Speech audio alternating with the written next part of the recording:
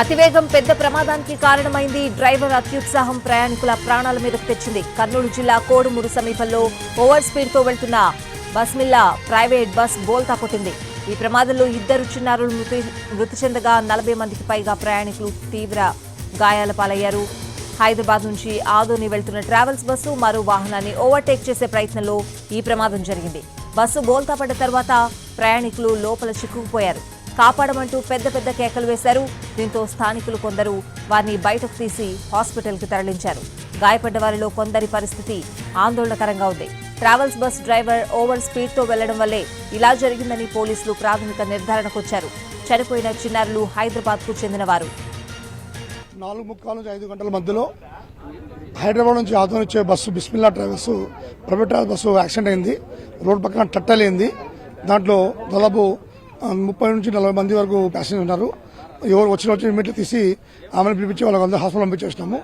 2 పిల్లలు ఆడపిల్లలు చనిపోయారు. ప్రథమ కారణము రోడ్డు రైట్ సైడ్ పోవాల్సింది లెఫ్ట్ సైడ్ వచ్చి బస్సు పడిందంటే ఆ బస్సు నిర్లక్ష్యమో లేదంటే తూగినాడో తెలియదు. విచారణ తెలుస్తుంది. ప్రమాదం ఎలా జరిగింది, పోలీసులు ఏం చెప్తున్నారు, పూర్తి అప్డేట్స్ అడిగి తెలుసుకుందాం. ఘటనా స్థలం నుంచి మా ప్రతినిధి చంద్రశేఖర్ లైవ్ లో సిద్ధంగా ఉన్నారు. చంద్రశేఖర్, పోలీసులు ఏం చెప్తున్నారు? ప్రస్తుతం గాయపడ్డ వాళ్ళ పరిస్థితి ఏ విధంగా ఉంది? స్వాతి, ప్రస్తుతం మనం ప్రమాద స్థలంలో ఉన్నాం. మనం చూడొచ్చు, హైదరాబాద్ నుంచి ఆదోని వెళ్తున్న బిస్మిల్లా ట్రావెల్స్ బస్సు కోడుమూరు సమీపంలోనే ప్రమాదం జరిగింది. ఈ బస్సు డ్రైవర్ అతివేగంగా నడుపుతూ ఓవర్టేక్ చేసే క్రమంలో ఈ ప్రమాదం జరిగినట్టు ప్రాథమికంగా భావిస్తున్నారు. దాంతోపాటు డ్రైవర్ ఏమైనా నిద్రపోయాడా అనే విషయాలు తెలియాల్సి ఉంది.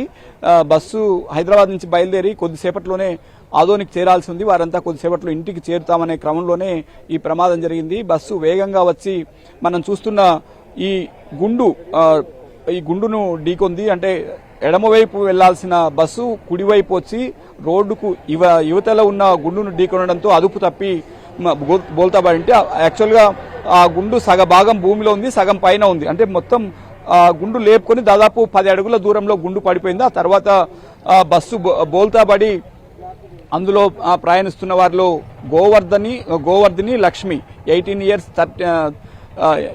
13 ఇయర్స్ అని 2 అమ్మాయిలు, 2 అక్క చెల్లెలు కూడా ఒకే తల్లి పిల్లలు.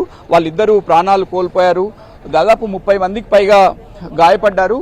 గాయపడ్డ వారిలో కొందరికైతే కాళ్ళు చేతులు విరిగి పరిస్థితి భయానకంగా ఉంది. వారందరినీ కర్నూలు ఆసుపత్రికి తీసుకువెళ్లారు. ఒక 4-5 మాత్రమే ఎలాంటి గాయాలు లేకుండా బయటపడ్డారు. మనం చూడొచ్చు, ఈ సంఘటనా స్థలాన్ని చూస్తే ఎంత భయానక పరిస్థితి ఉందో మనకు తెలుస్తోంది. కారు చీకట్లో 4 గంటల ప్రాంతంలో భారీ శబ్దంతో బస్సు బోల్తా పడింది. కళ్ళు తెరిచి చూస్తే ఏం జరిగిందో కూడా తెలియని పరిస్థితి. చీకట్లో ఎక్కడికి వెళ్లాలో తెలియదు. ఇది ఓలో బస్ కావడంతో పూర్తిగా విండోస్ అన్ని క్లోజ్ చేసి ఉన్నాయి. బయటికి ఎక్కడికి ఎలా వెళ్లాలో కూడా తెలియదు. వెంటనే స్థానికులు కొందరికి వచ్చారు. అప్పటికే బోల్తా పడిన వారిని అంటే బస్సులోంచి బయటికి తీయడానికి కూడా తీవ్ర ఇబ్బంది పడ్డారు. ఆ బస్సు అద్దాలు పగలగొట్టి మరి కొంతమంది బయటికి వచ్చారు. అయితే బస్సు పైభాగంలో 2 చనిపోయిన చిన్నారులు గోవర్ధని లక్ష్మి 2 అక్కా చెల్లెళ్ళు. వాళ్ళిద్దరూ పైభాగంలో అంటే స్లీపర్లో పడుకొని ఉన్నారు. ఆ బస్సు కింద పడినప్పుడు ఆ ఒత్తిడికి వారిద్దరూ చనిపోయారు. అందులో ఒక బాలిక కాలు కూడా పూర్తిగా తెగిపోయి వేరైంది. ప్రస్తుతం ఈ సంఘటనకు సంబంధించి కొంతమంది ప్రత్యక్ష సాక్షులు మనతో ఉన్నారు. సాత్విక అనే బాలిక హైదరాబాద్ లో పరీక్షలు రాసి తిరిగి సొంత ఊరికి ఆదోనికి వెళ్లే క్రమంలో ఈ ప్రమాదం జరిగింది. ఆ బాలిక ఎలాంటి గాయాలు కాకుండా అదృష్టవశాత్తు బయటపడింది. ఆ బాలికతో మాట్లాడే ప్రయత్నం చేద్దాం. మరి చెప్పండి, ఎట్లా జరిగింది? ఎన్ని గంటలు జరిగింది? 4:30 ఆ టైంలో జరిగింది. ఎట్లా జరిగింది? అప్పుడు పడుకునే ఉండే, సడన్ గా ఏదో సౌండ్స్ వచ్చినాయి. ఇంకా మొత్తం బస్ అంతా రివర్స్ అయిపోయి ఉండే. బయటికి రావడానికి ఛాన్స్ ఏం లేకుండా ఉండే. ఏదో సమ్ ఎగ్జిట్ ఉందని చెప్పేసి అన్నారు. ఇంకా ట్రై చేస్తున్నాం, ఇరుక్కోపోయినాం మొత్తం. ఇంకా నేను వచ్చేసిన, ఇంకా 2 అంకుల్స్ అట్లనే స్ట్రక్ అయి ఉండే. 2 ఉండే ఇంకంతా. ఎగ్జిట్ నుంచి వచ్చేసిన ఇంకా బయటికి. ఆ స్టార్టింగ్ లోనే ఉన్నా కాబట్టి ఎగ్జిట్ నుంచి వచ్చిన. ఇంకా వెనకాల వాళ్ళంతా చాలా ఇబ్బంది అవుతుంది. అంటే చెప్పమ్మా, అంటే వీళ్ళు వచ్చిన ఇన్సిడెంట్ జరిగిన తర్వాత ఎవరైనా వచ్చారా మిమ్మల్ని హెల్ప్ చేయడానికి? 4:30 ఆ టైంలో జరిగింది కాబట్టి ఎవరు రాలే. అంబులెన్స్ కాల్ చేసి అప్పుడే వచ్చేసిన. వచ్చిందా? ఎట్లా మిగతా వాళ్ళ పరిస్థితి ఏంది? ఇట్లా ఫుల్ అందరికీ సీరియస్ ఉంది. అందరు ఎందుకమ్మా, ఎట్లా జరిగింది? మీకు ఏమన్నా అప్పుడు ఏమో లేదు, అందరు పడుకునే ఉండే. 4:30 ఆ టైం కాబట్టి పడుకునే ఉండే. ఓకే, ఇది మనం చూడొచ్చు. ప్రమాదం ఘోర ప్రమాదం ఇది. దాదాపు 40 మంది ప్రయాణికులతో ఈ బస్సు ఆదోని వెళ్తుంది. మృతదేహాలను కూడా ఇక్కడ నుంచి తరలిస్తున్నారు.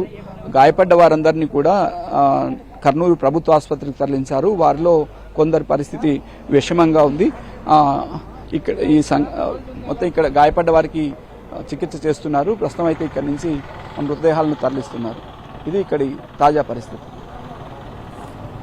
Right Chandrashekhar, thank you.